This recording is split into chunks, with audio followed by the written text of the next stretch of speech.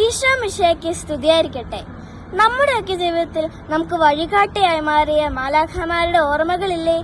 എന്റെ ജീവിതത്തിൽ ഞാൻ ഒരിക്കലും മറക്കാനാവാത്ത ഒരു അനുഭവമാണ് റോഡ് ക്രോസ് ചെയ്യാൻ ഞാൻ പ്രയാസപ്പെട്ടു നിന്നപ്പോൾ എന്നെ സഹായിക്കാനായി ഓടിയെത്തിയ ഞാൻ ഒരിക്കലും കണ്ടിട്ടില്ലാത്ത ഒരു ചേച്ചി.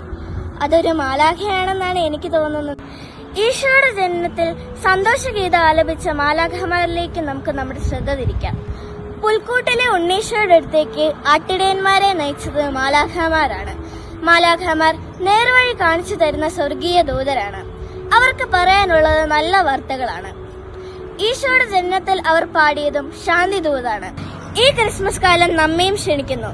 നമുക്ക് ചുറ്റുമുള്ളവരുടെ വേദനകളിലും ദുഃഖങ്ങളിലും അവരുടെ കണ്ണീരപ്പാനും സന്തോഷങ്ങളിലും വിജയങ്ങളിലും അവരോടൊത്ത് ദൈവത്തിന് നന്ദി പറയാനും.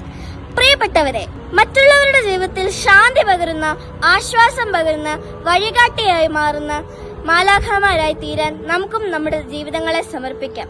ഏവർക്കും ശാന്തിദായകമായ ഹാപ്പി ക്രിസ്മസ്.